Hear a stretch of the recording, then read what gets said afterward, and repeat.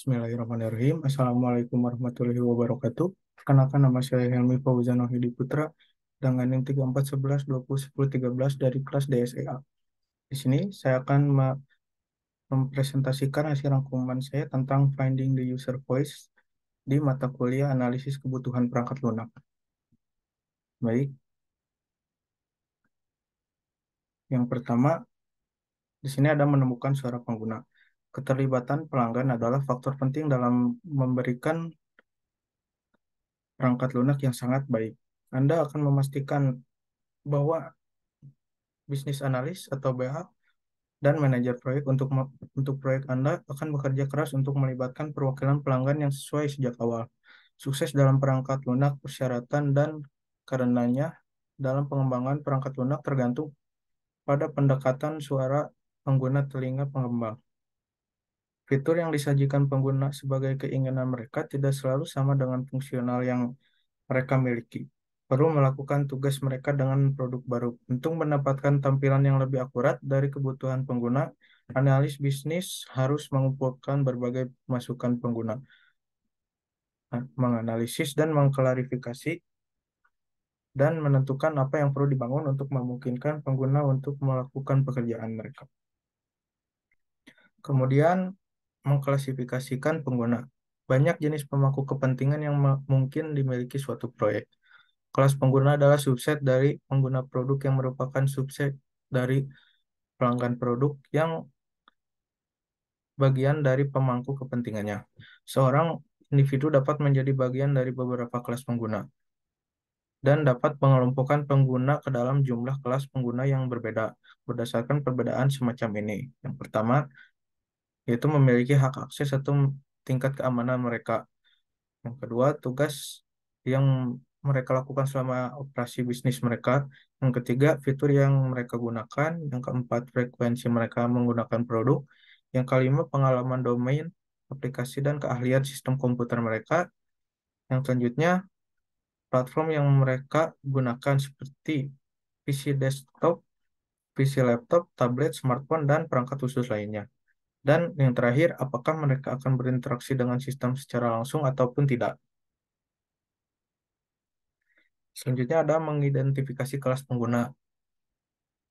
Identifikasi dan karakterisasi kelas pengguna yang berbeda untuk produk Anda di awal proyek sehingga dapat mendapatkan persyaratan dan perwakilan masing-masing kelas penting. Saat melakukan analisis, pemangku kepentingan dan pengguna mempelajari organisasi bagan untuk dicari. Yang terdapat sebagai berikut. Yang pertama, departemen yang berpartisipasi dalam proses bisnis. Yang selanjutnya, departemen yang dipengaruhi oleh proses bisnis. Kemudian, departemen atau nama peran di mana pengguna langsung atau tidak langsung dapat ditemukan. Kemudian, kelas pengguna yang mencakup beberapa departemen. Kemudian, departemen yang mungkin memiliki antarmuka dengan pemangku kepentingan eksternal di luar perusahaan. Analisis bagian organisasi mengurangi kemungkinan Anda akan mengabaikan kelas penting. Pengguna dalam organisasi tersebut menunjukkan kepada Anda di mana mencari perwakilan potensial untuk pengguna tertentu kelas, serta membantu menentukan siapa persyaratan utama pembuat keputusan. Kemudian ada persona pengguna. Persona dapat berfungsi sebagai placeholder ketika BA tidak memiliki perwakilan pengguna yang sebenarnya ada. Alih-alih memiliki kemajuan yang terhenti, BA dapat membayangkan persona tampil tugas tertentu atau mencoba menilai apa preferensi persona, sehingga menyusun persyaratan titik awal untuk dikonfusikan ketika pengguna yang sebenarnya tersedia. Dean Leffwell pada tahun 2011 menyarankan agar Anda merancang sistem untuk memudahkan individu dijelaskan dalam persona Anda untuk menggunakan aplikasi. Artinya Anda fokus pada pertemuan yang satu itu atau imajiner kebutuhan orang. Selanjutnya ada menghubungkan dengan perwakilan pengguna. Paling mudah untuk mendapatkan akses ke pengguna sebenarnya saat Anda mengembangkan aplikasi untuk penyebaran di dalam perusahaan Anda sendiri. Jika Anda mengembangkan perangkat lunak komersial, Anda mungkin melibatkan orang-orang dari situs pengujian beta atau rilis awal Anda untuk memberikan masukan persyaratan lebih jauh pada awal proses pengembangan. Komunikasi paling langsung terjadi ketika pengembang dapat berbicara dengan pengguna yang sesuai, yang berarti bahwa pengembang juga melakukan peran analisis bisnis dan dapat mengerjakan proyek yang sangat kecil, asalkan pengembang yang terlibat memiliki keterampilan bisnis analis yang sesuai. Kemudian ada the product champion. Setiap produk juara atau produk champion berfungsi sebagai antarmuka utama antara anggota kelas pengguna tunggal dan analis bisnis proyek. Idealnya, juara akan menjadi pengguna yang sebenarnya, bukan pengganti ya, seperti sponsor pendanaan, staf pemasaran, manajer pengguna, atau pengembang perangkat lunak yang membayangkan diri mereka menjadi pengguna. Produk champion terbaik memiliki visi yang jelas tentang sistem barunya. Mereka antusias karena mereka melihat bagaimana hal itu akan menguntungkan mereka dan rekan-rekan mereka. Juara harus menjadi komunikator yang efektif yang dihormati oleh rekan-rekan mereka. Kemudian ada external product champion. Ketika mengembangkan perangkat lunak komersial, itu bisa menjadi difficult untuk juara produk F&D dari luar perusahaan Anda. Perusahaan yang mengembangkan produk komersial terkadang bergantung pada subjek internal, ahli masalah, atau konsultan luar untuk berfungsi sebagai pengganti bagi pengguna sebenarnya yang mungkin tidak diketahui atau default untuk terlibat. Alternatif lain adalah dengan menyewa jual produk champion yang cocok dan memiliki latar belakang yang tepat. Satu perusahaan yang mengembangkan sistem point of sale dan back office retail untuk industri tertentu yang disewa tiga, tiga manajer toko untuk melayani sebagai produk champion yang penuh waktu. Kemudian selanjutnya ada produk champion expectation. Untuk membantu juara produk berhasil, dokumentasi apa yang Anda harapkan dari juara Anda?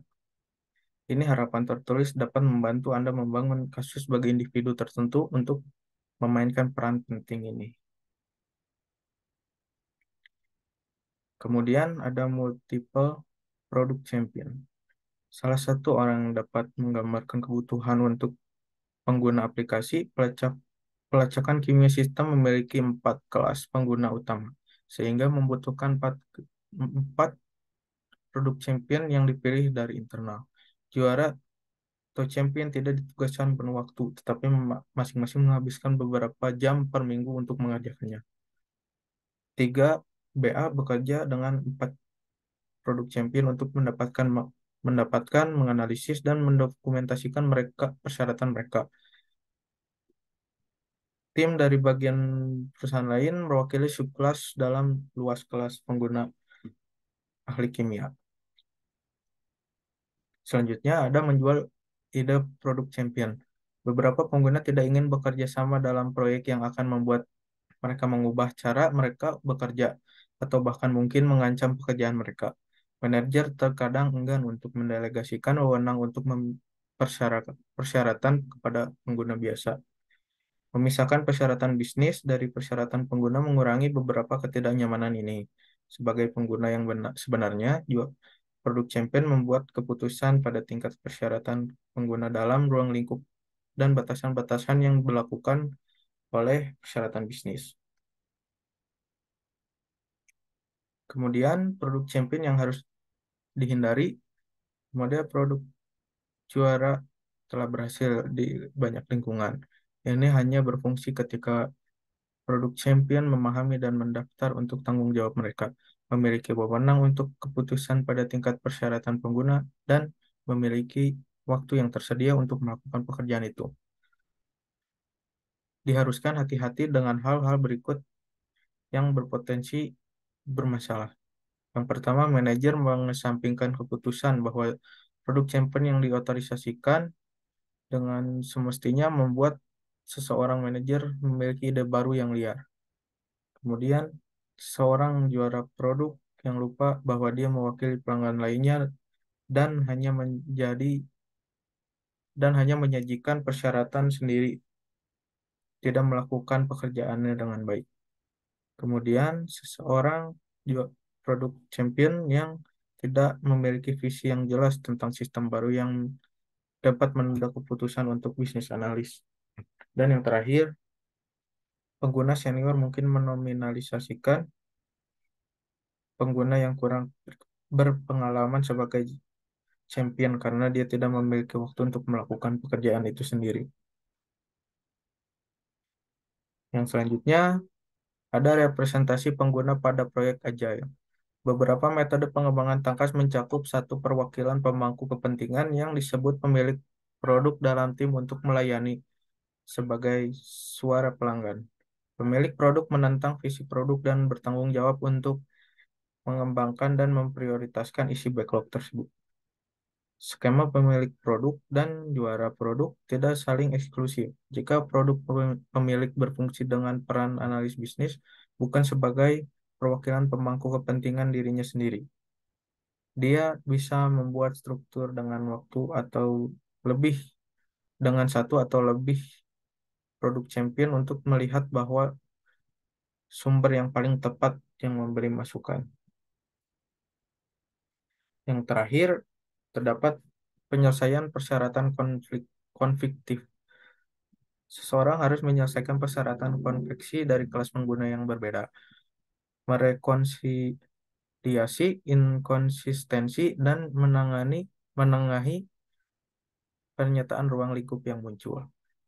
Produk champion atau pemilik produk yang menangani ini dalam banyak dalam banyak, tetapi mungkin tidak semua kasus. Di awal proyek ditentukan untuk siapa pengambil keputusan akan masalah persyaratan. Pelanggan tertentu mungkin menolak upaya untuk mempertimbangkan alternatif yang masuk akal dan sudut pandang lainnya. Kami telah melihat kasus di mana pemasaran tidak pernah mengatakan tidak pada permintaan pelanggan. Tidak peduli seberapa layak atau mahalnya, tidak tidak perlu memutuskan siapa yang akan membuat keputusan tentang persyaratan proyek sebelum mereka menghadapi masalah semacam ini. Mungkin sekian dari saya. Mohon maaf apabila banyak kesalahan dan kekurangan. Wassalamualaikum warahmatullahi wabarakatuh.